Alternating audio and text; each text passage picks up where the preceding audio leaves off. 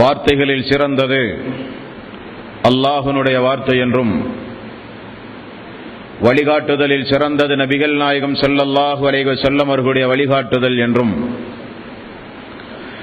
காரியங்களில் மிக மிக கெட்டது மார்க்கங்களில் பித்அத்துகளை உண்டாக்குவது, ஒவ்வொரு பித்அத்தான காரியங்களும் வழிகேடுகள் அனைத்தும் உங்களை நரகில் கொண்டு போய் சேர்க்கும் என்று நபிகள் நாயகம் ஸல்லல்லாஹு அலைஹி வஸல்லம் அவர்கள் தங்களுடைய ஒவ்வொரு சொற்பொழிவின் துவக்கத்திலும் இந்த மனித சமுதாயத்திற்கு நினைவுறுத்தியதை சிறப்புமிக்க ரமலானுடைய மாதத்தில் அல்லாஹ்வுடைய ஆலயத்தில் ஒன்று கூடியிருக்கின்ற உங்களது சிந்தனையிலும் அந்த நபிமொழியை நினைவுபடுத்தி எனது உரையை ஆரம்பம் செய்கிறேன். இணை வைத்தல், பித்அத்துகள், அனாச்சாரங்கள், மூட பழக்க வழக்கங்கள், சடங்கு சம்பிரதாயங்களை விட்டும் அமல்களை பாழாக்கி மறுமை நாளில் நரகத்திற்கு அழைத்துச் செல்லுகின்ற அனைத்து தீய எண்ணங்கள் நடவடிக்கைகளை விட்டும் நம் எல்லோரையும் அல்லாஹ் காப்பாற்றி அல்லாஹ்வுடைய மார்க்கத்தில் சொல்லப்பட்ட சட்டதிட்டங்களுக்கு ஏற்ப நம்முடைய வாழ்வை நாம் அமைத்து மரணிக்கும் பொழுது உண்மை முஸ்லிமாக மரணித்து மறுமை நாளில் உத்தம தோழர்களோடு அல்லாஹ் நம் எல்லோரையும் எழுப்பி சொர்க்கத்தில் உன்னதமானவர்களோடு அல்லாஹ் நம் அனைவர்களையும் ஒன்று சேர்ப்பானாக.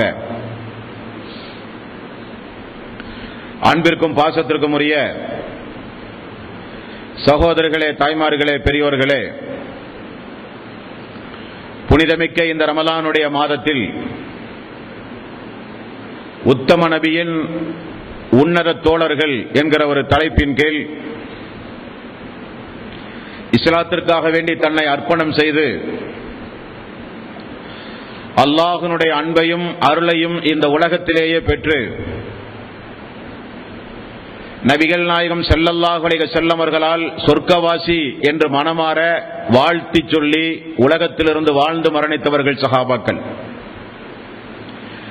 அப்படிப்பட்ட அந்த சஹாபாக்களுடைய வாழ்க்கை வரலாறை நாம் அறிந்து கொள்வதன் மூலம் நம்முடைய நிகழ்கால வாழ்வை திறம்பட அமைப்பதற்காகவும் எதிர்கால வாழ்வை திட்டமிட்டு அமைப்பதற்காக வேண்டியும் உதவும் என்கிற அடிப்படையில் அந்த நாயக தோழர்களுடைய வாழ்க்கை வரலாற்றை இன்றிலிருந்து நாம் அறிந்து கொள்ள கடமைப்பட்டிருக்கிறோம். இந்த உலகத்தில் நாங்கள்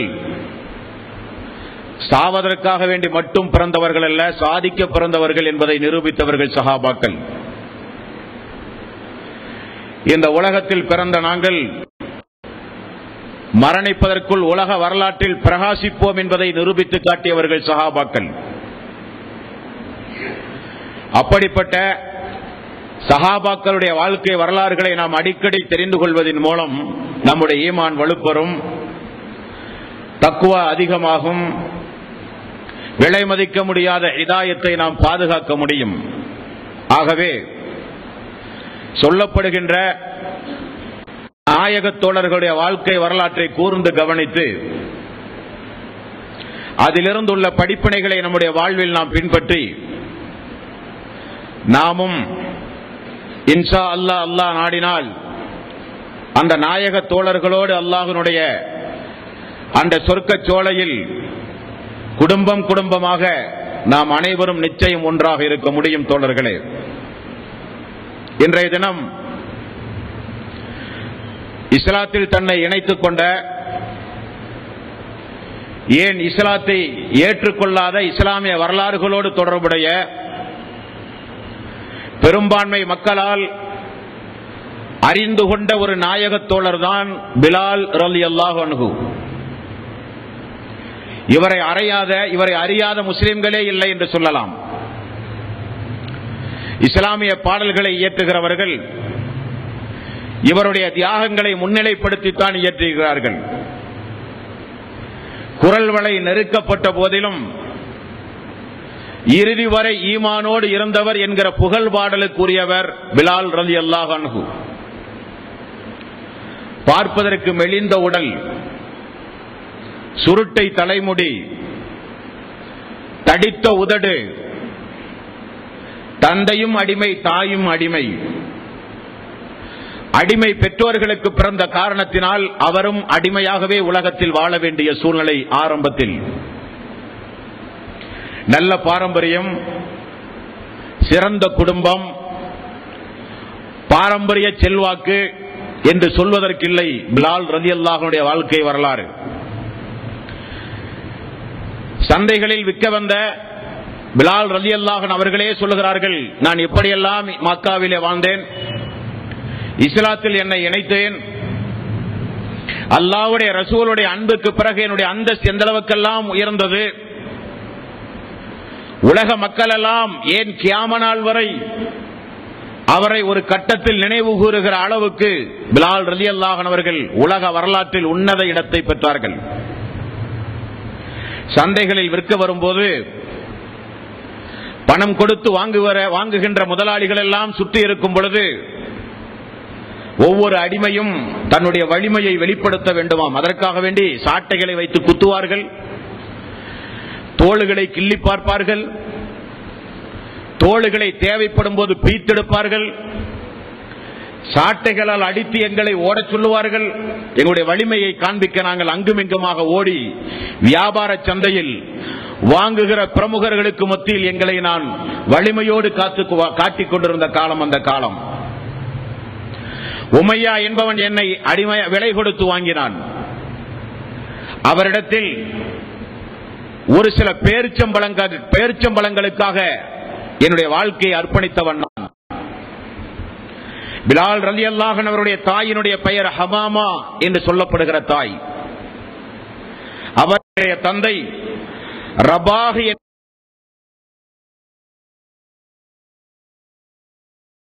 தாக்கும் தந்தைக்கும் தெரியாது தான் பெற்று வளர்த்தி ஆளாக்கிய தனது மகன் அடிமையாக இருந்தாலும் சொர்க்கத்தில் அல்லாஹ்வுடைய ரசூலோடு ஒன்றாக இருக்கிற அளவுக்கு உன்னதமான ஒரு மகன் என்று பெற்றோருக்கே தெரியாது. காரணம், இவர் இஸ்லாத்தை ஏற்ற பிறகு தாய் தந்தையர்கள் எல்லாம் இழந்து விட்டார். இவர் இஸ்லாத்தை ஏற்று அல்லாஹ்வுடைய ரசூலுடைய நல்வாழ்த்திற்கு உரியவர் என்று பெற்றோர்களுக்கே தெரியாது. அப்படி மக்காவில் வாழ்ந்து கொண்டிருக்கும் பொழுதுதான் மக்காவில் காட்டு தீயை போல பரவிய ஒரு செய்தி. அப்துல் முத்தலிஃபுடைய பேரனும் அபூ தாலிபினுடைய தம்பியினுடைய மகன் அப்துல்லாவும் அப்துல்லாவுடைய மகனும் இறை தூதர் என்கிற ஒரு செய்தி மக்கா மாநகரெங்கும் காட்டு தீயை போல பரவியது. தாய் இல்லாத, தந்தை இல்லாத, அனாதையாக வாழ்ந்து கொண்டிருக்கிற ஒரு மனிதர் திடீரென்று நபி என்று கூறுவதா என்கிற காட்டு கூச்சல். எல்லா எஜமானர்களும் தங்களுடைய வீடுகளில் அவர்களை பற்றி பேசுகிறதைப் போல உமையாவை பார்க்க வருகிறவர்களும் முஹம்மது நபி ஸல்லல்லாஹு அலைஹி வஸல்லம் அவர்களை குறித்து கோபதாபத்தோடு ஆச்சரியத்தோடு விழிபிதுங்கி பேசுகிற பொழுதெல்லாம் உமையா பதில் சொல்லுகிற காட்சி, முஹம்மது என்ன சொல்கிறார் என்று பரிமாறுகிற சம்பவம் அனைத்தையும் இடுப்புக்கு கீழ் ஒரு அரைஜான் துண்டை கட்டிக்கொண்டு தடித்த உதடோடு பார்ப்பதற்கு அன்றைய காலத்தில் அருவருப்புக்கத்தக்க தோற்றத்தோடு நின்று வேடிக்கை பார்த்துக் கொண்டிருந்தவர் தான் பிலால் ரலியல்லாஹு அன்ஹு. அன்பானவர்களே, அல்லாஹு தஆலா இந்த உலகத்தில் யாருக்கு ஈமானை கொடுத்தாக வேண்டும் என்று தீர்மானித்தானோ அதை யாராலும் தடுக்க முடியாது. யாருடைய உள்ளத்தை அல்லாஹு தஆலா சீல் வைத்து விட்டானோ அந்த சீலை உலக மக்களே திரண்டெழுந்தாலும் திறக்கவே முடியாது. அல்லாஹு தஆலா இவரை இஸ்லாத்திற்கு பயனுள்ளதாக ஆக்க வேண்டும் என்று முடிவு செய்தால் எங்கிருந்தாலும் எந்த சூழ்நிலையில் இருந்தாலும் அல்லாஹு தஆலா எட்ட வைப்பான், சமுதாயத்தில் உயர்த்தி காட்டுவான், வரலாறு படைக்க செய்வான், வருகிற தலைமுறைகள் அனைவர்களும் நினைவு கூட்டுகிற அளவுக்கு வாழ வைப்பான். எடுத்துக்காட்டு பிலால் ரலியல்லாஹு அன்ஹு. ஒரு நாள் அவர் சொல்லுகிறார், நான் ஒரு சபையில் இருந்தேன். அந்த சபையில் முஹம்மது நபி ஸல்லல்லாஹு அலைஹி வஸல்லம் அவர்களை பற்றி உள்ள பேச்சுக்கள் நடந்து கொண்டிருந்தது. உமையா அன்றைக்கு ஜுமஹு வம்சம் என்று சொல்லப்படுகிற மிகச்சிறந்த வம்சத்தினுடைய மாபெரும் தலைவர் உமையா, எனது எஜமான். அவரை சந்திப்பதற்காக ஜுமஹ் குடும்பத்தார்களும் அரபு கோத்திரத்தார்களும் எல்லாம் வந்து ஒரு நாள் இந்த முகம்மதை அடக்குவதற்கு ஆள் இல்லையா, நபி என்று கூறுவது மட்டுமல்ல அடிமையும் எஜமானர்களும் சமம் என்று சொல்லுகிறார். லாத்து உஸ்ஸா போன்ற 360 சிலைகளை ஒவ்வொரு துறைகளுக்கும் நாம் ஏற்படுத்தி, வணிகத்திற்கு ஒரு கடவுள், மழைக்கு ஒரு கடவுள், வறுமையை போக்க ஒரு கடவுள், நோய் தீர்க்க ஒரு கடவுள், கோரிக்கையை நிறைவேற்ற ஒரு கடவுள், பாவ மன்னிப்புக்கு ஒரு கடவுள், அல்லாஹ்விடத்திலே நெருக்கத்தை ஏற்படுத்த ஒரு கடவுள், அவனிடத்திலே பரிந்து பேச ஒரு கடவுள், நமக்காக வேண்டி அல்லாஹ்விடத்திலே வாதாடுவதற்கு ஒரு கடவுள் என்று பல கோடி கோடி கடவுள்களை வைத்து வணங்கிவிட வருகிற நம்முடைய சமுதாயத்தில் வணக்கத்திற்குரியவன் அல்லாஹ் ஒருவன் மட்டும் போதும் என்று சொல்லுகிறார் முஹம்மது என்றெல்லாம் விபச்சாரம் செய்யக்கூடாது, அடிமைகளை நோவினை செய்யக்கூடாது, பெண்களை கொடுமை செய்தல் கூடாது, குறிப்பாக பெண் குழந்தைகளை கொல்லக்கூடாது, விபச்சாரம் கூடாது, கொலை கூடாது, மது கூடாது என்றெல்லாம் சீர்திருத்த பணிகளை முன்வைத்து வணக்கத்திற்குரியவன் அல்லாஹ் ஒருவனை தவிர யாருமில்லை என்று சொல்லுகிறாரே என்றெல்லாம் எரிச்சல் பட்டு பேசுகிற அந்த சபையில் தான் பிலால் ரலியல்லாஹுடைய உள்ளம் மெல்ல மெல்ல பிறக்க ஆரம்பிக்கின்றது. அதுவரை தன்னுடைய எஜமானுடைய சபையில் யார் பேசினாலும் என்ன பேசுகிறார்கள் என்றெல்லாம் கேட்க மாட்டார், கேட்டாலே அடி கொடுக்கக்கூடிய காலம். காரணம், அடிமைகளை பொறுத்தவரையில் அது ஒரு பழுத்தூக்கும் கருவியாகத்தான் அன்றைக்கு பயன்படுத்தப்பட்டது. ஆடு மாடு கோழிகளுக்கு கூட மரியாதை இருந்தது, அன்றைக்கு அடிமைகளுக்கு அந்த உரிமையும் மரியாதையும் கூட கொடுக்கப்படாத காலம். ஆனால் என்னவோ தெரியவில்லை, அன்றைக்கு மட்டும் நான் செவியை கொஞ்சம் சாய்த்து கொடுத்து பார்த்தேன், அவர்கள் முஹம்மது நபி ஸல்லல்லாஹு அலைஹி வஸல்லம் அவர்களை பற்றி பேசிக் கொண்டிருந்தார்கள். பேச்சினுடைய ஒவ்வொரு வரிகளும் அது என்னை நோக்கி சொன்னதை போலவே இருந்தது. காரணம், எஜமானனும் அடிமையும் சமம் என்கிற ஒரு வார்த்தை. இந்த வார்த்தை யார் சொல்லுவார் இந்த மனித சமுதாயத்தில்? அடிமைகளுக்கு விடுதலை என்பது கனவாக இருந்த காலம் அந்த காலம். நம்முடைய வாழ்வு, நம்முடைய சகாப்தம் இத்தோடு முடிந்தது என்று நினைத்துக் கொண்டிருந்த பிலால் ரலியல்லாஹு அன்ஹு அவர்கள் மெல்ல மெல்ல ரசூலுல்லாஹி ஸல்லல்லாஹு அலைஹி வஸல்லம் எங்கிருக்கிறார் என்று விசாரித்தார். எல்லோரும் உறங்குகிற பொழுது யாருக்கும் தெரியாமல் ரசூலுல்லாஹி ஸல்லல்லாஹு அலைஹி வஸல்லம் அவர்களை போய் பார்த்தார். யார் என்ற விசாரிப்புக்கு பிறகு ரசூலுல்லாஹி ஸல்லல்லாஹு அலைஹி வஸல்லம் இஸ்லாத்தை எடுத்துச் சொன்னார். எடுத்து சொல்லி யாருக்கும் தெரியாமல் இஸ்லாத்தை மறைமுகமாக ஏற்றுக்கொண்டார். நிலைமையை உங்களுடைய கண் முன்னால் நீங்கள் கொண்டு வர வேண்டும். காரணம், இன்றைக்கு இந்த 650 கோடி மக்கள் இருக்கிற இந்த உலகத்தில் 2011ஆம் ஆண்டிலே நாம் இருக்கிறோம். இந்த உலகத்தில் எங்கு வேண்டுமானாலும் போய் பயணம் செய்து, எந்த மூலையில் வேண்டுமானாலும் போய் நின்று கொண்டு அஷ்ஹது அல்லா இலாஹ இல்லல்லாஹ் அஷ்ஹது அன்ன முஹம்மதர் ரசூலுல்லாஹ் என்று சொல்லுகிற உரிமையை நமக்கு பெற்று தந்தவர்கள் அந்த சஹாபாக்கள். இஸ்லாத்தை தழுவினேன் என்று சொல்லுவதற்கு பயந்த காலம். நேற்றைக்கு நான் உங்களுக்கு நினைவுறுத்தி இருப்பேன், அம்ர் இப்னு அபஸா என்கிற ஒரு தோழர். அவர் இயற்கையிலேயே உருவ வழிபாட்டை வெறுத்து வாழ்ந்தவர். இயற்கையிலேயே இந்த நிர்வாணமாக வலம் வருவது, காட்டுக்கூச்சல் போடுவது, சீக்கி அடிப்பது, கைத்தட்டுவது, ஆடல் பாடல்களோடு இபாதத்து செய்வது, சிறுபிள்ளைகளை கொல்வது, உபச்சாரம் புரிவது, அடிமைகளை கேவலமாக நடத்துவது, இவைகளை எல்லாம் பார்த்து வெதும்பி நிச்சயம் இவைகள் எல்லாம் அல்லாஹ்வுக்கு ஒப்பான காரியமாக இருக்காது என்று கிராமத்து புறத்தில் தனிமையாக வாழ்ந்தவர் அம்ர் இப்னு அபஸா என்கிற ஒரு நபித்தோழர். அவருக்கு செய்தி எட்டுகிறது. நாம் என்ன கொள்கையில் இருக்கிறோமோ அதே கொள்கையை வலியுறுத்தி ஒரு மனிதர் அல்ல, ஒரு இறை தூதரே மக்காவுக்கு வந்திருக்கிறார், இறைவன் தேர்ந்தெடுத்து அனுப்பி இருக்கிறான் என்கிற செய்தி. செய்தியை கேள்விப்பட்டு யாருக்கும் தெரியாமல் மக்கா வந்து அலி ரலியல்லாஹு அன்ஹு அவர்களைப் போல நெருக்கமாக இருக்கிற குடும்ப தோழர்களை கண்டுபிடித்து ரசூலுல்லாஹி ஸல்லல்லாஹு அலைஹி வஸல்லம் எங்க இருக்கிறார் என்று கேட்டார்கள். போய் கேட்டு அவர் இஸ்லாத்தை தழுவினார். யா ரசூலல்லாஹ், இவ்வளவு நெருக்கடியான இந்த நேரத்தில் உங்களை பற்றி பேசினாலே மிகப்பெரிய எதிர்ப்பு இந்த மக்காவில் வருகிற இந்த ஆரம்ப நேரத்தில் இந்த மார்க்கத்தை ஏற்றுக்கொண்டவர்கள் யாராவது உண்டுமா யா ரசூலல்லாஹ்? ரசூலுல்லாஹி ஸல்லல்லாஹு அலைஹி வஸல்லம் அவர்கள் சொன்னார்கள், எனது மனைவி கதீஜா. வஹி வந்தவுடன் ஆரம்பத்தில் வந்து சொன்னது தனது மனைவி கதீஜாவிடத்தில், அவள் இஸ்லாத்தை ஏற்றிருக்கிறார்.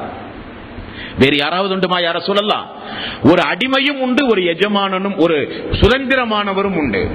யா ரசூலல்லாஹ், அந்த சுதந்திரமானவர் யார்? எனது ஆருயிர் தோழர், அன்பு தோழர் அபூபக்கர் சித்திக் ரலியல்லாஹு அன்ஹு, அவர் இஸ்லாத்தை ஏற்ற நிலையில் என்னோடு உண்டு. அடிமை யார் யா ரசூலல்லாஹ்? அவர்தான் பிலால் ரலியல்லாஹு அன்ஹு.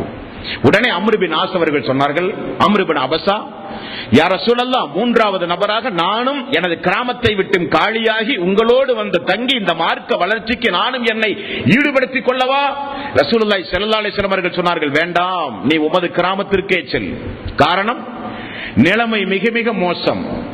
என்னோடு தங்கி இஸ்லாமிய பிரச்சாரத்தில் ஈடுபட்டால் வெளியூர்வாசி என்று மிக மிக சுலபமாக உங்களை கொண்டு விடுவார்கள். நீங்கள் உங்களுடைய ஊருக்கே சென்று விடுங்கள். இஸ்லாம் வளரும், வளர்ந்ததை நீங்கள் அறிவீர்கள். அப்பொழுது உங்களுடைய குடும்பத்தோடு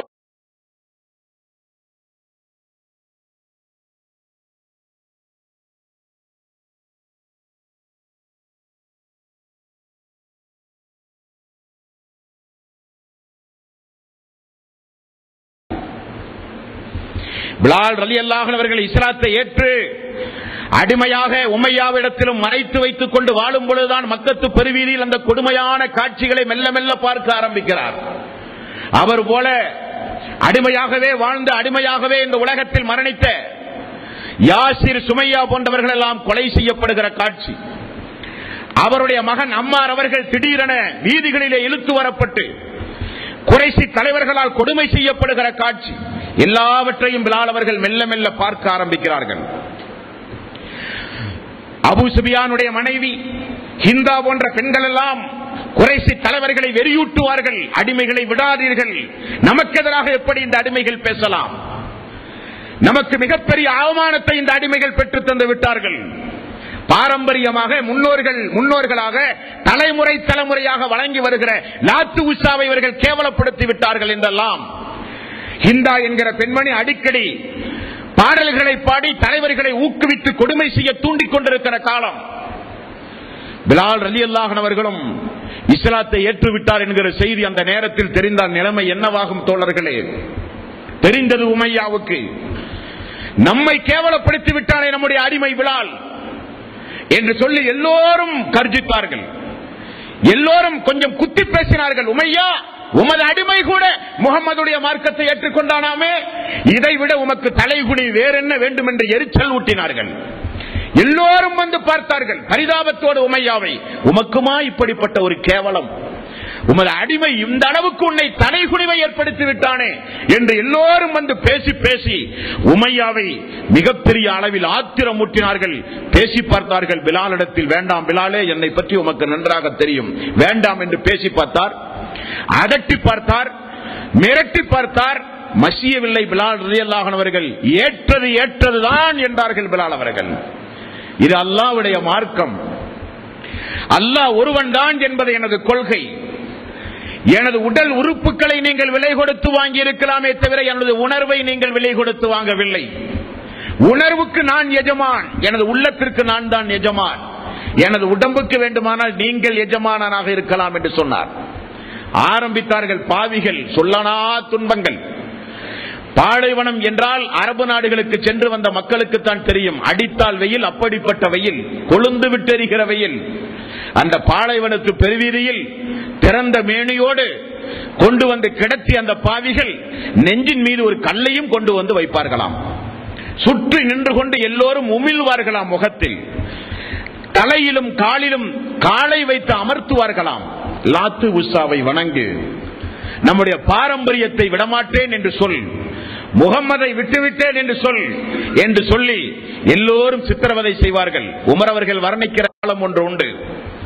அப்படி சித்திரவதை தொடரும் பொழுதெல்லாம் நெஞ்சுறுதி மிக்க பிலால் ரலியல்லாஹு அன்ஹு அவர்கள் என்று வரலாற்று ஆசிரியர்கள் குறிப்பிடுகிற அளவுக்கு நெஞ்சுறுதியோடு வாழ்ந்தார்கள். இறுதி மூச்சு வரை ஈமான் என்கிற பாடலை கேட்டவர்கள் நாம், வாழ்ந்து காட்டியவர்கள் சஹாபாக்கள்.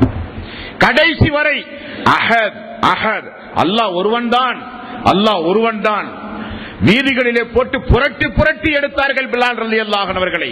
மசியவில்லை. திரும்ப அழைத்து வருவார்கள். உயிர் வேண்டுமே சித்திரவதை செய்வதற்கு. ஆடு மாடுகளுக்கு தண்ணீர் கொடுப்பதை போல தண்ணீர் கொடுப்பார்களாம். தண்ணீர் குடித்துக் கொண்டு மூளையிலே ஒதுங்கி கிடப்பாராம். மீண்டும் தரதர எழுத்து வந்து வீதியிலே போட்டு மீண்டும் கொடுமை செய்வார்களாம். மீண்டும் ஒரு சமரச பேச்சு, மீண்டும் அடிதடி. இரண்டாவது, கொஞ்சம் வித்தியாசமான கொடுமைகளை செய்தால் எப்படியும் இந்த பிலால் மசிந்தே தீருவார் என்கிற அடிப்படையில் ஒரு ரகசிய ஆலோசனை கூட்டம் செய்கிறார்கள் அந்த பாவிகள். அந்த ஆலோசனைக்கு பிறகு இரண்டாவது கட்ட கொடுமையை ஹதீஸுகளிலே பார்த்தால் கண்களெல்லாம் கலங்கிவிடும். கழுத்திலே ஒரு கயிறை போட்டு இழுத்து கட்டி மேடு பள்ளம் கணக்க கால்வாய் என்று பாலைவனத்து பெருவீதியில் மக்கத்து வீதியில் சிறு பிள்ளைகளுடைய கைகளிலே கொடுத்து வீதி எங்கும் இழுத்து வர சொன்னார்கள். தரதரவென இழுத்து வரப்பட்டார் பிலால் ரலியல்லாஹு அன்ஹு. ஒரு கட்டத்தில் மயக்கமுற்று கீழே விழுந்து உதடு மட்டும் அசைவதை பார்த்து எல்லா குறைசிகளும் ஓடி வந்தார்கள். குறிப்பாக உமையா ஓடி வந்தான். நான் வெற்றி அடைந்து விட்டேன் என்கிற கூச்சலிட்டு ஓடி வந்தான். இந்த பிலாலுடைய உதடு அசைகிறது, நிச்சயம் நம்முடைய லாத்து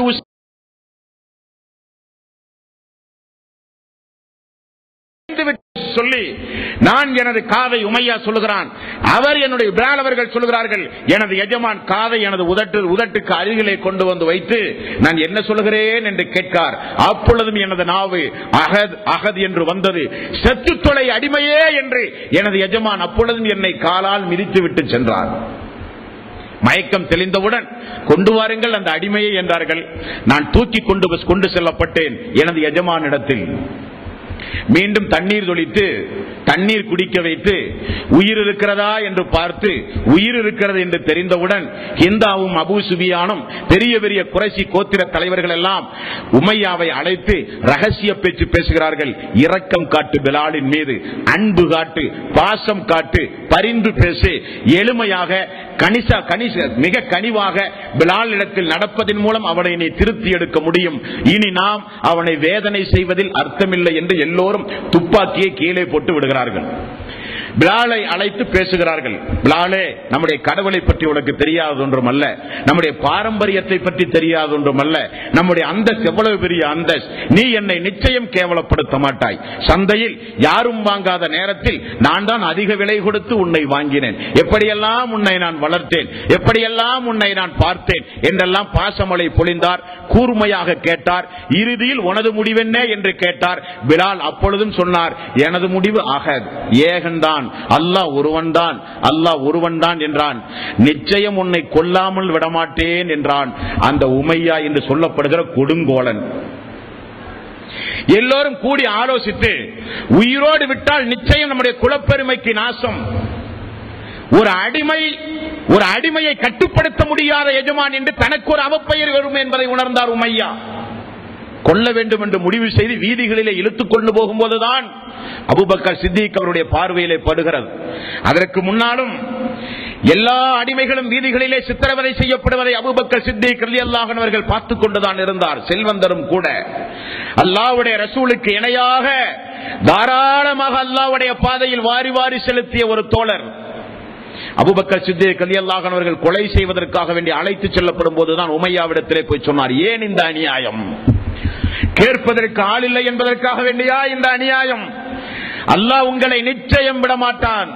இந்த உயிருக்கு நீங்கள் பதில் சொல்லியாக வேண்டும். உமையா, கேட்கிற காசை தருகிறேன், எனக்கு இந்த பிலாலை விடுதலை செய்து தாருங்கள் என்று சொன்னார்.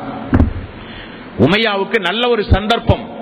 செத்து மடிவதை காட்டிலும் கிடைக்கிற தீனாருக்கு விற்றால் நமக்கு லாபம் தானே. இனி யார் இந்த அடிமையை வாங்க போகிறார்? உடல் முழுக்க புண்ணுகள் ஆகிவிட்டது. எங்கு பார்த்தாலும் இரத்த காயங்கள். 24 மணி நேரம் ரத்தம் உடம்பிலே வழிந்தோடுகிற ஒரு அடிமை. யாரும் காய்ந்த பேரித்தம்பழத்திற்கு கூட வாங்காத ஒரு சூழ்நிலை. அபூபக்கர் சித்திக் அவர்கள் வந்து சொல்கிறார், எவ்வளவு கேட்டாலும் தருவேன் என்று சொல்கிறார். அவர் சொல்லுகிறார், ஒரு 5 தீனாருக்கு எடுத்துக்கொண்டு போ என்றார். சடாரன் 5 தீனாரை கொடுத்து எடுத்து வாங்கினார். நடந்து செல்லும் போது ஹிந்தாவும் உமையாவும் அபூபக்கர் அவர்களை பார்த்து சொன்னார்கள், அபூபக்கரே தெரிந்து கொள், நீ வெறுமனே கேட்டிருந்தால் கூட நான் இந்த பிலாலை உன்னிடத்திலே ஒப்படைத்திருப்பேன். ஏன் அரை தீனாருக்கு கேட்டால் கூட நான் தந்திருப்பேன் என்று சொன்னபோது அபூபக்கர் சித்திக் அவர்கள் சொன்னார்கள், 1000 தீனார் கேட்டாலும் நான் தந்திருப்பேன் என்றார்கள். 1000 தீனார் கேட்டாலும் இந்த பிலாலுக்காக வேண்டி நான் தந்திருப்பேன் என்று சொல்லி உரிமை விட்டவர் அபூபக்கர் சித்திக் ரலியல்லாஹு அன்ஹு அவர்கள். இரத்த காயத்தோடு அர்க்கம் என்கிற வீட்டில் ரசூலுல்லாஹி ஸல்லல்லாஹு அலைஹி வஸல்லம் அந்த வீட்டிற்கு பிலால் அவர்கள் கொண்டு செல்லப்பட்டார்கள்.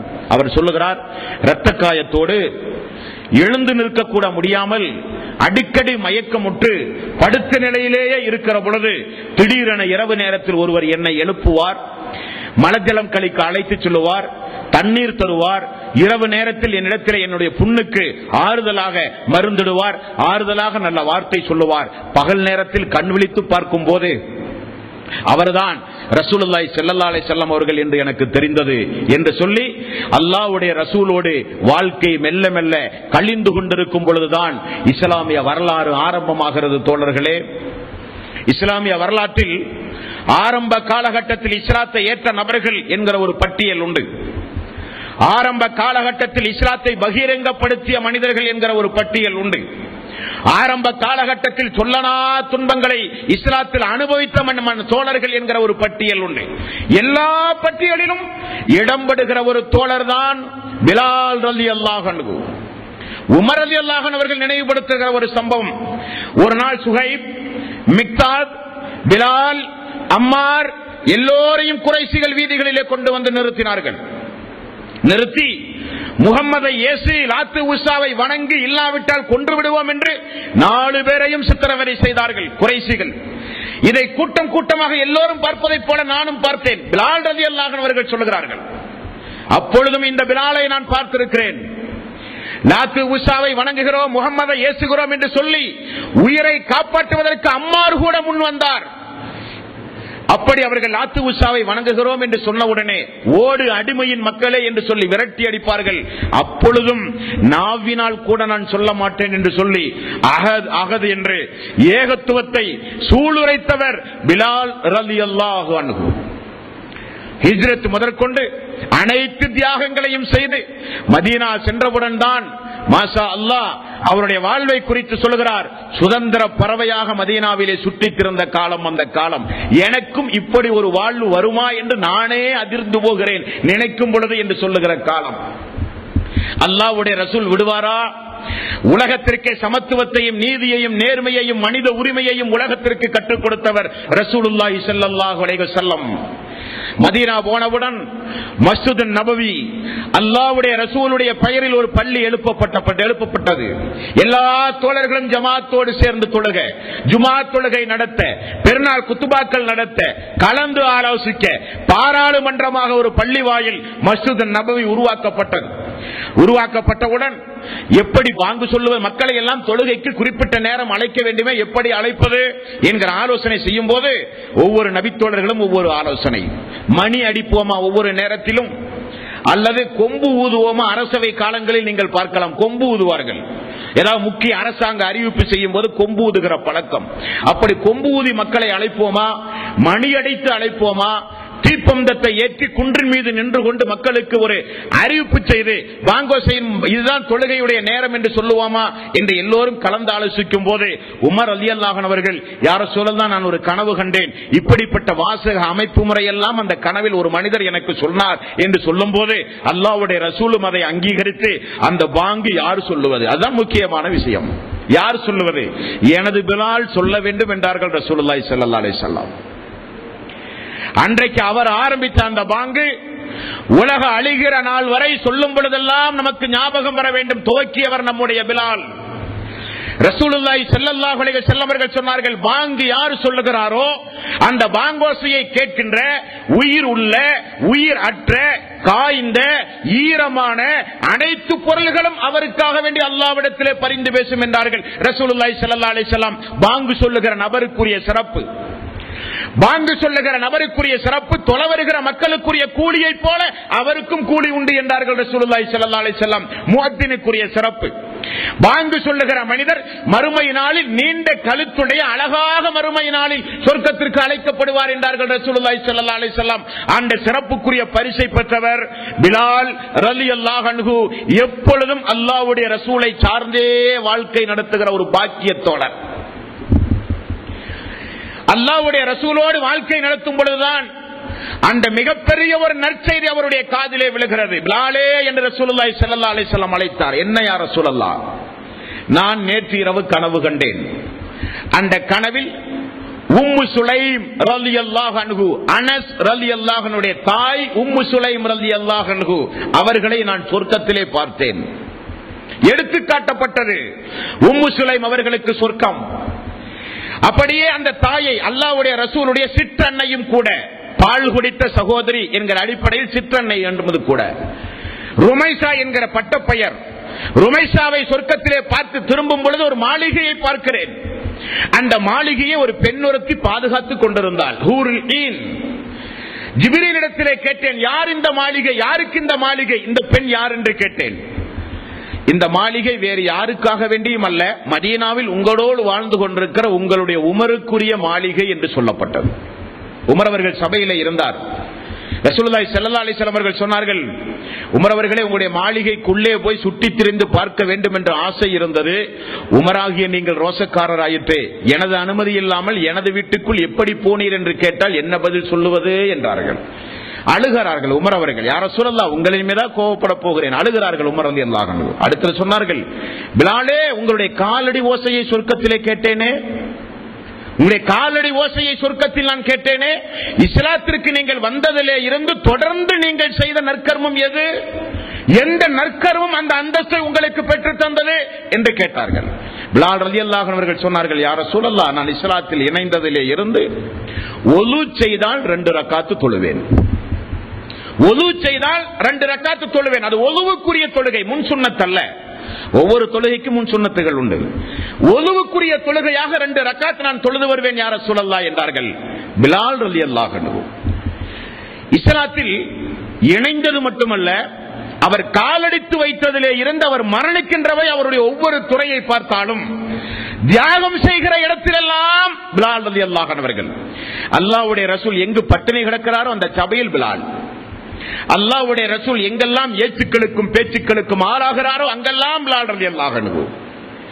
அல்லாஹ்வுடைய ரசூல் மதீனா சென்ற பிறகு அன்சாரி தோழர்களையும் முஹாஜிர்களையும் சகோதரர்கள் என்று ஒவ்வொரு நபர்களையும் சகோதரர்கள் ஆக்கினார்கள் என்று உங்களுக்கு தெரியும்.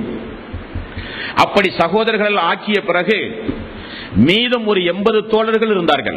அவர்கள் மதீனாவிலே யாருக்கும் சகோதரர்களாக ஆக்க முடியவில்லை. காரணம், அன்றைக்கு முஸ்லிம்கள் அவ்வளவுதான் இருந்தார்கள்.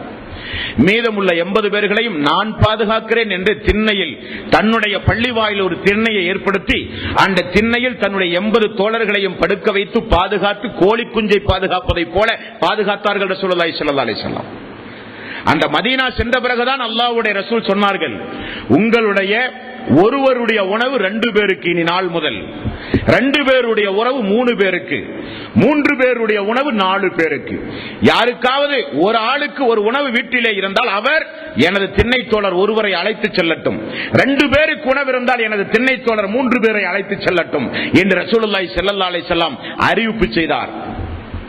மீதமுள்ள தோழர்களுக்கெல்லாம் பேரித்தம்பழத்தை உணவாக கொடுத்தார். எத்தனை பேரித்தம்பழம்? ரமலானுடைய மாதம் இந்த மாதம் நெஞ்சிலே கை வைத்து பார்க்க வேண்டும். நோன்பு திறக்கும் பொழுது குறைந்தது நாம் 5 பேரித்தம்பழம் 10 பேரித்தம்பழம் சைட் டிஷ்ஷாக, கஞ்சிக்கு துணை சாதனமாக நாம் அந்த உணவை அருந்திக் கொண்டிருக்கிறோம். ஆனால் சஹாபாக்கள் சொல்கிறார்கள், ஒரு நாளைக்கு 5 பேரித்தம்பழம் தான் எங்களுக்கு ரேஷன் திட்டம், உணவு. பிலால் ரலியல்லாஹு அன்ஹு அவர்கள் ஒரு கட்டத்திலே வந்து சொல்லுகிறார், யா ரசூலல்லாஹ், பேரித்தம்பழத்தை உண்டு உண்டு உண்டு உண்டு உடம்பெல்லாம் இறுகி விட்டது, மலமெல்லாம் இறுகி விட்டது யா ரசூலல்லாஹ், நீர் கலந்த உணவு எங்களுக்கு கிடைக்காதா என்று கேட்டார். யா ரசூலல்லாஹ், எங்களுக்கு ஆடை இல்லையே, ஆடை கிடைக்காதா என்று சஹாபாக்கள் கேட்பார்கள். யா ரசூலல்லாஹ், வீடு இல்லையே, மழை வெயில் என்று பாராமல் திண்ணையிலேயே படுத்துக் கொடுக்கிறோமே என்று கேட்பார்கள். அப்பொழுதெல்லாம் ரசூலுல்லாஹி ஸல்லல்லாஹு அலைஹி வஸல்லம் யாராவது இப்படி கேட்டால் உடனே கொஞ்சம் எல்லோரும் வாருங்கள் எல்லோரும் வாருங்கள் என்று எல்லோரையும் அமர வைத்து ஒரு பயான் செய்வார் ரசூலுல்லாஹி ஸல்லல்லாஹு அலைஹி வஸல்லம். நான் இருக்க வைத்து உங்களுக்கு தராதவனான் நான், என்னை பற்றி உங்களுக்கு தெரியாதா என்றெல்லாம் மக்களுக்கு ஆறுதல் சொல்லுவார். சொல்லிவிட்டு ரசூலுல்லாஹி ஸல்லல்லாஹு அலைஹி வஸல்லம் அவர்கள் சொல்வார்கள், பிலாலை தெரிந்து கொள், தோழர்களை தெரிந்து கொள்ளுங்கள், கௌபாவுக்கு அணிவிக்கின்ற ஆடை எப்படி சிறந்த ஆடையோ அதை விட சிறந்த ஆடையை அல்லாஹு தஆலா உங்களுக்கு நிச்சயம் தருவான், இந்த மார்க்கம் வளர்ந்தே தீரும் என்றார்கள் ரசூலுல்லாஹி ஸல்லல்லாஹு அலைஹி வஸல்லம். அப்படி அல்லாஹ்வுடைய ரசூலுடைய சபையோடு வாழ்ந்து கொண்டிருந்த காலம் அந்த காலம். ஒரு நாள் ரசூலுல்லாஹி ஸல்லல்லாஹு அலைஹி வஸல்லம் ஏழை எளிய மக்கள் யாராவது வந்தால் வீட்டிலே இருந்தால் வாங்கி கொடுப்பார்கள், தோழர்களிடமிருந்து வாங்கி கொடுப்பார்கள், பள்ளியிலே அறிவிப்பு செய்து அந்த தோழர்களுடைய பிரச்சனைகளை தீர்த்து வைப்பார்கள். இது ரசூலுல்லாஹி ஸல்லல்லாஹு அலைஹி வஸல்லம் வழக்கம். ஒரு நாள் ஒரு முனாஃபிக்கிடமிருந்து ஒரு ஏழை எளிய ஒரு தோழர் வந்து விட்டார். தோழர்களிடத்திலே காசு பணம் இல்லை, வீட்டிலும் இல்லை. பிலாலை அழைத்து ரசூலுல்லாஹி ஸல்லல்லாஹு அலைஹி வஸல்லம் அவர்கள் சொன்னார்கள், பிலால் அவர்களே, யாரிடமிருந்தாவது காசு பணத்தை பெற்று என்னிடத்திலே கடனாக வாங்கி தாருங்கள், தோழர்களின் பிரச்சனைகளை தீர்ப்போம் என்று சொல்ல பிலால் அவர்கள் கடனாக வாங்கி கொடுத்தார் ரசூலுல்லாஹி ஸல்லல்லாஹு அலைஹி வஸல்லம் அவர்களுக்கு. கடனுக்குரியவர் ஒரு நாள் ஒரு மிகப்பெரிய ஒரு பாரதூரமான ஒரு வார்த்தையை சொல்லிவிட்டார் பிலாலை பார்த்து. பிலாலே, அன்றைக்கு வாங்கிய காசுங்கே ரசூலுல்லாஹி ஸல்லல்லாஹு அலைஹி வஸல்லம் வாங்க சொன்னார், ஆகவேதான் நான் வாங்கினேன், குறித்த காலத்தில் உனக்கு நிச்சயம் கிடைக்கும் என்று சொன்னார். நாள் நெருங்கிவிட்டது. 3 நாள் 4 நாள் தான் அவகாசம் இருக்கிறது. அந்த முனாஃபிக் பிலால் அவர்களை பார்த்து சொன்ன செய்தி என்ன தெரியுமா? பிலாலே, வாங்கிய கடனை குறித்த நேரத்தில் நீ திரும்ப தராவிட்டால் வாங்கிய கடனுக்காக உன்னை நான் அடிமையாக மதீனாவிலே வைப்பேன் என்றார். சுபஹானல்லாஹ். காலாகாலமாக அடிமையாகவே தன்னுடைய குடும்பம் தானும் வாழ்ந்து மதீனாவில் இப்பொழுதுதான் சுதந்திரமாக இருந்த ஒரு நிலையில் மீண்டும் நம்மை அடிமைப்படுத்த போகிறானே ஒரு பாவி என்று சொல்லி ரசூலுல்லாஹி ஸல்லல்லாஹு அலைஹி வஸல்லம் ஓடோடி வந்தார். யா ரசூலல்லாஹ், என்ன கொடுமை! யா ரசூலல்லாஹ், என்ன கொடுமை! இந்த பிலால் மீண்டும் அடிமையாக வேண்டுமா? யா ரசூலல்லாஹ், என்ன பிரச்சனை? வாங்கிய கடனை திரும்ப கொடுக்காவிட்டால் உன்னை நான் அடிமைப்படுத்துவேன் என்று எச்சரிக்கிறான் அந்த பாவி என்று சொன்னவுடன் ரசூலுல்லாஹி ஸல்லல்லாஹு அலைஹி வஸல்லம் வாங்கிய கடனை திரும்ப கொடுக்க எண்ணம் யாருக்காவது இருந்தால் அவர்களுடைய கடனை திரும்ப கொடுக்க அல்லாஹ் உதவி செய்வான். ரசூலுல்லாஹி ஸல்லல்லாஹு அலைஹி வஸல்லம் அவர்கள் சொன்னார்கள். கடன் வாங்கும் போது அந்த கடனை திரும்ப கொடுக்க வேண்டும் என்கிற எண்ணத்தோடு முழு முயற்சியை நீங்கள் எடுக்கும் போது அல்லாஹ் உங்களுக்கு உதவி செய்வான் என்பதை மறந்து விட்டீர்களா பிலால் அவர்களே? ஒரு நாள் தாண்டியது, 2 நாள் தாண்டியது, பிலால் அவர்களுக்கு ஒரே பதட்டம். என்ன நடக்குமோ, ஏது நடக்குமோ? நாளைய தினம் அடிமையா, நாளைய மறுதினம் அடிமையா? கடன் திரும்ப கொடுக்காவிட்டா நம்முடைய நிலைமை என்ன என்று ஏங்கி தவித்துக் கொண்டிருந்த நேரத்தில் திடீரென அல்லாஹ்வின் புறத்திலிருந்து ரசூலுல்லாஹி ஸல்லல்லாஹு அலைஹி வஸல்லம் அவர்களுக்கு ஒரு அன்பளிப்பு வர, அந்த அன்பளிப்பை பிலாலிடத்திலே கொடுக்க, பிலால் சொல்லுகிறார், அந்த முனாஃபிக்கை தேடி மதீனா எங்கும் நான் பல இடங்களிலும் சுற்றித் திரிந்தேன். காரணம், 2 நாள் தான் இருந்தது நான் அடிமையாக போவதற்கு. ஓடிப்போய் அவனிடத்திலே கொடுத்த அன்றைக்கு எனக்கு இருந்த மகிழ்ச்சியை போல வேறு என்றைக்கும் நான் மகிழ்ச்சி அடைந்ததே கிடையாது என்று சொல்லுகிற ஒரு சந்தர்ப்பம் கூட பிலால் ரலியல்லாஹு அன்ஹுடைய வாழ்க்கையிலே வந்து போனதுண்டு தோழர்களே.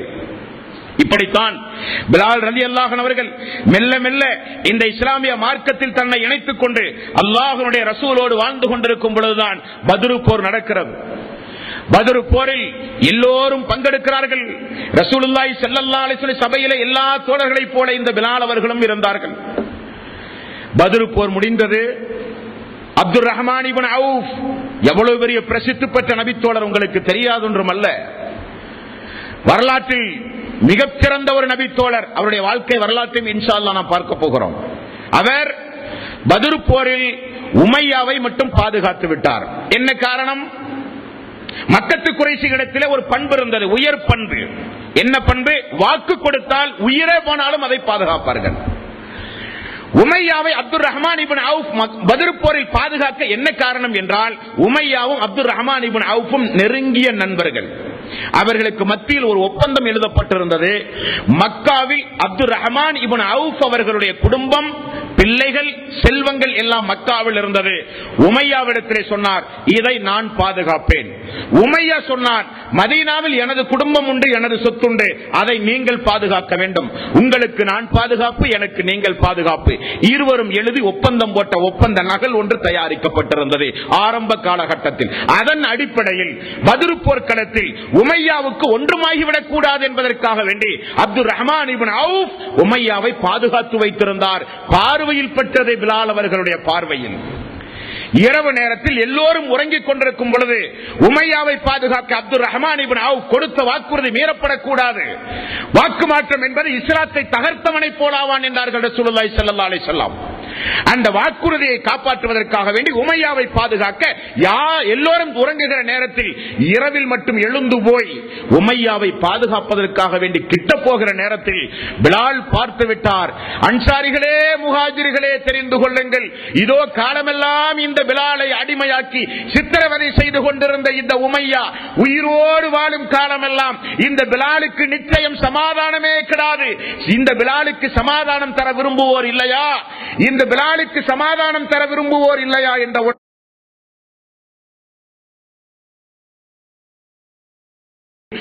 இருப்பதை பார்த்தார்கள். ஓடி போய் எல்லோரும் கொன்று விட்டார்கள். அந்த அவனை கொல்லுகிற அந்த பங்களிப்பில் பிலால் ரலியல்லாஹுடைய பங்களிப்பு உண்டு. சந்தோஷம் அடைந்தார். ஏகத்துவத்தை ஏற்றேன் என்கிற ஒரே காரணத்திற்காக வேண்டி சொல்லனா துன்பம் கொடுத்த இந்த மிகப்பெரிய கொடுங்கோணன் இந்த போரில் கொல்லப்பட்டான் என்கிற ஒரு சந்தோஷம் பத்ர் போர்க்களத்தில் எனக்கு எழுந்தது. திரும்ப நான் வந்தேன். ரசூலுல்லாஹி ஸல்லல்லாஹு அலைஹி வஸல்லம் அவர்களோடு மெல்ல மெல்ல நான் வாழ்க்கையை கழித்துக் கொண்டிருக்கும் போதுதான் அந்த சம்பவம் நடந்தது. அல்லாஹ்வுடைய ரசூலுடைய மரண சம்பவம். அது ஒரு தனி ஒரு பாடமாக பேச வேண்டும். ரசூலுல்லாஹி ஸல்லல்லாஹு அலைஹி வஸல்லம் மரணம் என்பது ஏதோ ஹதீசுகளை பார்த்து படித்து கேட்டு ஏதோ ஒரு அரை மணி நேரம் ஒரு மணி நேரம் ஒரு உருக்கமான உரை நிகழ்த்துகிற ஒரு பாடம் அல்ல. நீங்கள் அங்கேயே செல்ல வேண்டும். 1400 ஆண்டுகளுக்கு முன்னால் மதீனாவுக்கு செல்ல வேண்டும். தினசரி அல்லாஹ்வுடைய ரசூலோடு பழகுகிற தோழர்களுடைய உள்ளத்திற்குள் நீங்கள் சென்றால் தான் ரசூலுல்லாஹி ஸல்லல்லாஹு அலைஹி வஸல்லம் இறப்பு இந்த பூமியில் ஏற்பட்ட மிகப்பெரிய ஒரு பாதிப்பு என்பதை அப்பொழுதுதான் நம்மால் புரிந்து கொள்ள முடியும். தாங்க முடியாத அல்லாஹ்வுடைய மரண செய்தியை கேட்டு தாங்க முடியாமல் செய்தியை கேட்டவுடனே மயக்கம் போட்டு விழுந்த வீர தீர சிங்கங்கள் எல்லாம் மதீனாவிலே இருந்த காலம். அந்த காலம் பச்சை குழந்தை அழுவதை போல பிலால் ரலியல்லாஹு அன்ஹு அவர்கள் அழுதார்கள் என்று மதீனத்து தோழர்கள் சொல்லுகிறார்கள். அத்தோடு ஒரு முடிவெடுத்து விட்டார். இனி மதீனா நகரில் தான் பாங்கு சொல்ல போவதில்லை என்று. என்ன காரணம்? அஷ்ஹது அன்ன முஹம்மது ரசூலுல்லாஹ், முஹம்மது நபியினுடைய பெயரை அந்த பாங்கில் சொல்ல வேண்டிய சூழ்நிலை ஏற்படுமே. சொல்லுகிற சக்தியும் இல்லை, கேட்கிற ஆற்றலும் நமக்கு இல்லை என்பதை உணர்ந்து பிலால் ரலியல்லாஹு அன்ஹு அவர்கள் இனி பாங்கு சொல்ல முடியாது என்று தீர்க்கமான முடிவெடுத்து அல்லாஹ்வுடைய ரசூலுக்கு பிறகு அபூபக்கர் சித்திக் ரலியல்லாஹு அன்ஹு அவர்கள் ஆட்சியில் இருக்கும் போது போய் முறையிட்டு விடுகிறார். அபூபக்கரை என்னை விட்டு விடுங்கள், இந்த மதீனாவில் இருக்க இனி எனக்கு மனம் இல்லை. அல்லாஹ்வுடைய ரசூலுடைய மன்னரையை பார்த்து பார்த்து வாழ்வதற்கு எனக்கு மனம் இல்லை. பாங்கு சொல்ல எனக்கு மனம் இல்லை. இனி என்னால் பாங்கு சொல்ல முடியாது என்று போய் கலீஃபாவிடத்திலே முறையிட அபூபக்கர் சித்திக் ரலியல்லாஹு அன்ஹு அவர்கள் அன்பு தோழர், பாசத்திற்குரிய தோழர், அதிக நேசம் வைத்த அபூபக்கர் அவர்கள் சொல்லுகிறார், பிலாலே என்ன சொல்லுகிறீர்? பிலாலே, நீங்கள் பாங்கு சொல்லாமல் வேறு யார் பாங்கு சொல்லுவது? நீங்கள் எப்படியெல்லாம் எங்களுக்கு தோழர்கள். அல்லாஹ்வுடைய ரசூல் மதீனாவில் பள்ளியை கட்டி பாங்கு சொல்ல வேண்டும் என்கிற திட்டம் வகுத்த உடனே முதலில் உங்களை அல்லவா சொன்னார்கள். உங்களுக்கு தெரியுமா மக்கத்து வெற்றி நடந்ததா இல்லையா? மக்காவுடைய வெற்றி நடக்கும் போது அல்லாஹ்வுடைய ரசூலுக்கு பின்னால் முதல் சஃபில் யார் நின்றார்கள்? உசாமாவும் நீங்களும் என்பதை நீங்கள் மறந்துவிடக் கூடாது.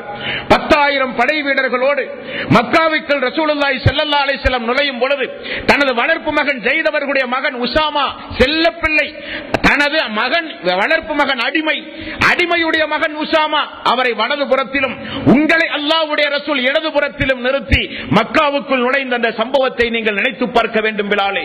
ஆம், பிலால் ரலியல்லாஹு அன்ஹு அவர்கள் சொல்லுகிறார்கள், மக்காவுக்குள் நான் நுழையும் பொழுது நான் பட்ட அந்த துயரங்களையும் கஷ்டங்களையும் நான் நினைத்து பார்த்துக் கொண்டே நுழைந்தேன். நிச்சயம் அல்லாஹ்வுடைய ரசூல் நம்மை பழிக்கு பழி வாங்குவார். அம்மார் அவர்களை கொடுமை செய்தவர்கள் இருந்தார்கள், யாசிர் சுமையா அவர்களை கொலை செய்தவர்கள் இருந்தார்கள், பிலால் அவர்களை ஓட ஓட அடித்தவர்கள் எல்லாம் அன்றைக்கு கொம்பாதி கொம்பலாக வாழ்ந்து கொண்டிருந்தார்கள். எல்லோரும் நினைத்தார்கள் பிலாலும் அம்மாரும் அவர்களோடு வருகிறவர்களும் நம்மை நிச்சயம் இனங்காட்டிக் கொடுப்பார்கள், அல்லாஹ்வுடைய ரசூலிடத்தில் பழிக்கு பழி முஹம்மது வாங்குவார் என்கிற திட்டத்தோடு எல்லோரும் பயந்து நடுநடுங்கிக் கொண்டிருந்த நேரம் ரசூலுல்லாஹி ஸல்லல்லாஹு அலைஹி வஸல்லம் மக்காவுக்குள் கதவை திறந்து நுழைய சாவியை கொண்டு வருமாறு ஆணையிட்டார். சாவி வந்தது. திறக்க சொன்னார் என்னிடத்தில். பிலால் ரலியல்லாஹு அன்ஹு கதவை திறந்தார்கள்.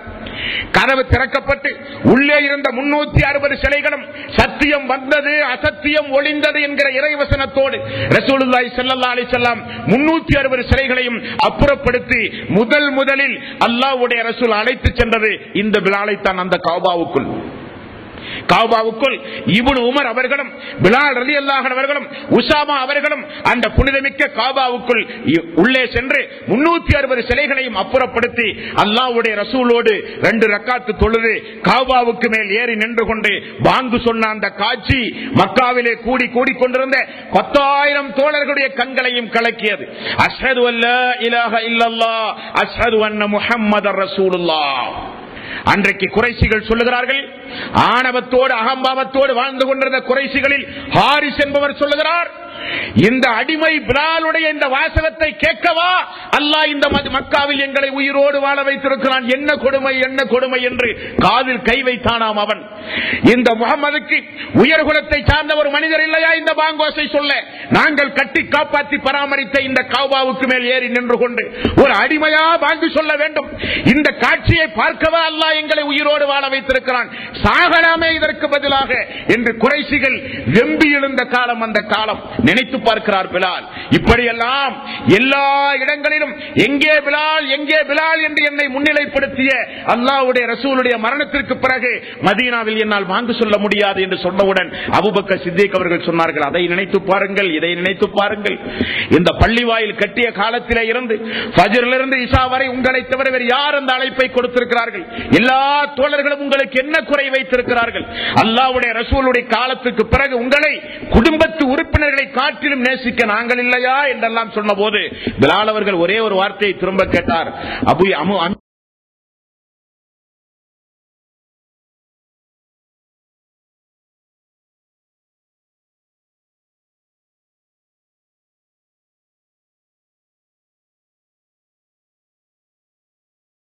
அல்லாஹ்வுக்காக வேண்டித்தான் உன்னை நான் அடிமை விட்டேன், எனக்காக வேண்டி அல்ல.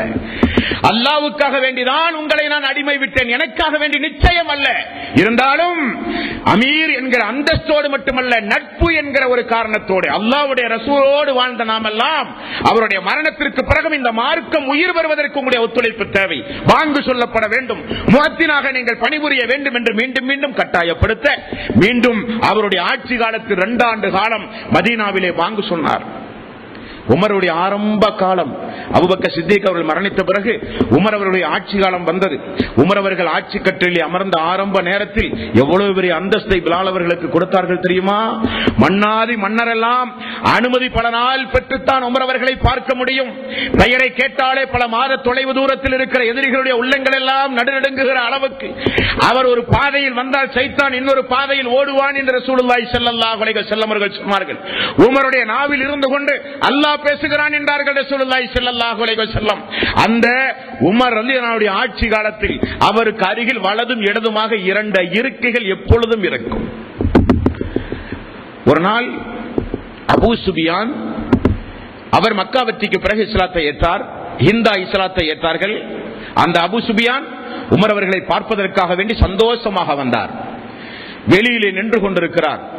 உமர் அவர்களுடைய அனுமதியை எதிர்பார்த்து நாம் குறைசி தலைவர் முஹம்மது நபி ஸல்லல்லாஹு அலைஹி வஸல்லமுடைய தோழர் ஆரம்ப காலகட்டத்தில் இஸ்லாத்தை கடுமையாக எதிர்த்திருந்தாலும் பிறகு இஸ்லாத்தை ஏற்றுக்கொண்டோம்.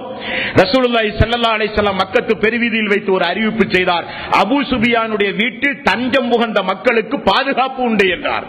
அப்படி முன்னிலைப்படுத்திய நாம் என்று தன்னைத்தானே அவர் ஒரு பில்டப் கொடுத்து உமர் அவருடைய மாளிகைக்கு வெளியே அனுமதி எதிர்பார்த்து நிற்கும் பொழுது அதோ வருகிறார்கள் அந்த 2 அடிமைகள். மக்கத்து பெருவீதியில் யாருடைய கண் முன்னால் யாரால் கொடுமை செய்யப்பட்டார்களோ அந்த சுஹைப், அந்த கப்பாப், அந்த பிலால் ரலியல்லாஹு அன்ஹு வருகிறார்கள். யாருடைய அனுமதியும் இல்லாமல் கோட்டைக்குள் நுழைவதை பார்க்கிறார் அபூ சுபியான்.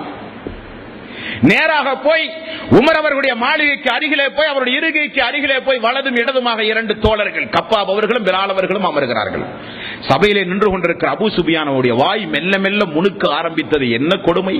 நாமெல்லாம் நிற்கும் பொழுது எந்த ஒரு மதிப்பு மரியாதையும் இல்லாமல் ஆரம்ப காலகட்டத்தில் வாழ்ந்த இவர்களுக்கு இந்த கலீஃபாவிடத்தில் இவ்வளவு பெரிய அந்தஸ்தா என்று கேட்டபோது அங்கே நிற்கிற ஒரு நபி தோழர் சுருக்கென ஒரு பதில் சொன்னார். தோழர்களே தெரிந்து கொள்ளுங்கள்.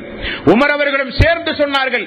2 பேரையும் அமர வைத்து அழகு பார்த்த உமர் அவர்கள் சொன்னார்கள், இங்கே நிற்கிற எல்லோரும் தெரிந்து கொள்ளுங்கள், மக்காமா நகரில் நம்மிடத்தில் எல்லோரிடத்திலும் தான் நபிகள் நாயகம் ஸல்லல்லாஹு அலைஹி வஸல்லம் இஸ்லாத்தை சொன்னார்கள். ஆனால் நம்மை விட முன்னாக இவர்கள் ஏற்றுக்கொண்டார்கள். நம்ம எல்லோரிடத்திலும் தான் சொன்னார்கள் அல்லாஹ்வுடைய ரசூல் இஸ்லாத்தை, ஏகத்துவத்தை, தௌஹீதை நம்மில் எல்லோரிடத்திலும் தான் அல்லாஹ்வுடைய ரசூல் சொன்னார்கள். ஆனால் நாம் ஏற்கவில்லை. இந்த தோழர்கள் ஏற்றார்கள், தியாகம் செய்தார்கள். இவர்கள் என்னுடைய தலைவர் என்றார் பிலால் அவர்களை பார்த்து. யார் தெரியுமா இவர்? எனது தலைவர் அபூபக்கர் சித்திக் அவர்கள் உரிமை விட்ட எனது இன்னொரு தலைவர் பிலால் அவர்கள் என்று பாராட்டி சீராட்டி சொல்லி வளர்த்தியார் பிலால் ரலியல்லாஹு அன்ஹு அவர்களை. பிலால் ரலியல்லாஹு அன்ஹு உமரிடத்திலே போய் மன்றாடினார். உமர் அவர்களே, என்னால் தாங்க முடியவில்லை, மதீனாவில் என்னால் இருக்க முடியாது, நான் ஷாம் நாட்டுக்கு செல்கிறேன், அங்கு போய் இருந்து கொண்டு இஸ்லாமிய பிரச்சாரம் செய்கிறேன், அல்லாஹ்வுடைய பாதையில் எப்படியாவது எனது உயிரை நான் அழித்தே தீர வேண்டும், நான் ஷாம் நாட்டுக்கு செல்கிறேன் என்று விடாப்பிடியாக இருந்து மதீனாவிலே முஅத்தின் என்கிற அந்த அந்தஸ்திலே இருந்து விடுவிக்கப்பட்டு ஷாம் நாட்டுக்கு சென்றார். ஷாம் நாட்டிலே வாழ்ந்து கொண்டிருந்தார். உமர் ரலியல்லாஹு அன்ஹுடைய இஸ்லாமிய சாம்ராஜ்யம் பெரிய அளவிலே பறந்து விரிந்தது. பைத்துல் முகத்தஸ் பாலஸ்தீனத்திலே கைப்பற்றப்பட்டது. பாலஸ்தீனத்தில் கைப்பற்றப்பட்டவுடன் அந்த இடத்திற்கு உமர் ரலியல்லாஹு அன்ஹு அவர்கள் செல்கிறார்கள். அது ஒரு தனி சம்பவம். சுருக்கமாக சொல்கிறேன். பாலஸ்தீனத்தின் அன்றைய ஒரு யூதர் அந்த சாவியை கையிலே வைத்திருந்தார். கலீஃபா உமர் வந்தால் மட்டும்தான் கொடுப்பேன் என்றார். கலீஃபா வர வேண்டும் என்று உத்தரவிட்டார். கலீஃபா சென்றால் சாவி கையிலே கொடுக்கப்பட்டது. அந்த நேரத்தில் அவ்வளவு பெரிய வெற்றி களிப்புக்கு முன்னிலையிலும் எல்லா தோழர்களும் சொன்ன ஒரே செய்தி, இந்த மதீனா, இந்த பாலஸ்தீன பைத்துல் முகத்தஸில் முதல் பாங்கு இந்த பிலாலுடைய பாங்காக இருக்க வேண்டும். உமர் அவர்களே, நீங்கள் சொல்லுங்கள் என்று சொல்ல மீண்டும் ஒரு சமரச முயற்சி செய்ய பிலால் அவர்கள் ஒத்துக்கொண்டு ஒரு பாங்கு சொன்னார். சுப்ஹானல்லாஹ். எல்லா தோழர்களும் சொல்கிறார்கள், அஷ்ஹது அன்ன முஹம்மதர் ரசூலுல்லாஹ் என்று. அல்லாஹ்வுடைய ரசூலுடைய பெயர் சொன்ன உடனே மிகப்பெரிய அளவில் சப்தம் போட்டு பிலால் அவர்கள் அழுக, கேட்டவர்களும் அழுக, உமர் அவர்களும் அழுக, குலுகி நிற்கிற எல்லா மக்களும் அழுக. பிலால் அவர்களுடைய அந்த பாங்கை அந்த பாலஸ்தீனத்தில் இருக்கிற பைத்துல் முகத்தஸில் அன்றைக்கு நான் இறுதியாக கேட்டேன் என்று தோழர்களும் சொல்ல, பிலால் அவர்களும் சொல்லுகிற சம்பவம் ஹதீஸிலே பார்க்கிறோம். தோழர்களே, 70 வயதில் ஷாம் நாட்டில் மரணமான ஒரு தோழர், ஹிஜ்ரி 20 ஷாம் நாட்டில் மரணமான ஒரு தோழர். அப்படிப்பட்ட அந்த தோழருடைய வாழ்க்கை வரலாற்றை நாம் எதை கேட்டோமோ அதை நம்முடைய வாழ்விலே நாம் நடைமுறைப்படுத்த வேண்டும். பிலால் அவர்களுடைய பெயரை வளர்ந்து வருகிற, பிறக்க போகிற நம்முடைய மக்களுக்கு, நம்முடைய குடும்பங்களில் பிறக்க போகிற ஆண் மக்களுக்கு பிலால் அவர்களுடைய பெயரை வைத்து மனமாற நம்முடைய குடும்பங்களிலே பிலால் பிலால் என்கிற வார்த்தை உலகம் முழுக்க இருக்கிற இஸ்லாமிய குடும்பங்களில் ஒலிக்கப்பட வேண்டும். அவருடைய தியாகம் நினைவு கூறப்பட வேண்டும். அவரை போல நம்முடைய வாழ்வில் நம்முடைய மக்களை வளர்த்தி ஆளாக்க வேண்டும். நாமும் அதே போல வாழ வேண்டும் தோழர்களே. அதுபோல நிறைய தோழர்கள் இஸ்லாமிய வரலாற்றில் முகவரையும் முன்னுரையும் எழுதிய நிறைய தோழர்கள் உண்டு. அதில் ஒரு தோழர் தான் அல்லாஹ்வுடைய ரசூலை எங்கு கண்டாலும் கொன்றே தீருவேன் என்று சூளுரைத்து இரவு பகலாக மக்காவிலும் ஏன் மதீனா வரை சென்று இரவு பகலாக ரசூலுல்லாஹி ஸல்லல்லாஹு அலைஹி வஸல்லம் அவர்களை கொன்று குவிப்பதற்காக வேண்டி திட்டம் போட்டு நடந்து கொண்டிருந்த ஒரு தோழர் தான் பிறகு இஸ்லாத்தை தழுவிய ஒரு நபி தோழர். ரசூலுல்லாஹி ஸல்லல்லாஹு அலைஹி வஸல்லம் அவர்களை கொன்று குவிப்பதற்காக வேண்டி திட்டம் போட்டு நடந்து கொண்டிருந்த ஒரு தோழர் தான் பிறகு இஸ்லாத்தை தழுவிய ஒரு நபி தோழர். மக்கள் எல்லாம் தஞ்சம் புகுந்தார்கள் அபிசீனியாவுக்கு. குறைசிகளால் தேர்ந்தெடுத்து அனுப்பப்பட்ட தோழர் அவர். காரணம், அவருக்கு பேச்சாற்றல் உண்டு. யாரையும் வசீகரப்படுத்தி விடுவார். எப்படிப்பட்ட எதிரியையும் தன்னுடைய பேச்சாற்றலால் மயக்கி விடுவார். எப்படிப்பட்ட காரியத்தையும் பேச்சாற்றலால் சாதித்து விடுகிற ஒரு தோழர். மக்காவிலே இருந்து அபிசீனியாவுக்கு அனுப்பி நஜ்ஜாஷி மன்னனிடத்திலே பேசி அவர்களை எல்லாம் திரும்ப வாங்கி வந்து கொல்ல வேண்டும் என்பதற்காக வேண்டி பிரதிநிதியாக குறைசிகளால் அனுப்பப்பட்ட அந்த தோழர் பிறகு இஸ்லாத்தை தழுவிக்கொண்டார். அவர் யார், அவருடைய தியாகம் என்ன, அதிலிருந்து நமக்கு கிடைக்கக்கூடிய பாடம் என்ன என்பதை இன்ஷா அல்லாஹ் நாளைய தினம் அறிவோம். வாஹிரு தவ்வானா அனில் ஹம்துலில்லாஹி ரப்பில் ஆலமீன். அஸ்ஸலாமு அலைக்கும் வ ரஹ்மத்துல்லாஹி வ பரகாத்துஹு.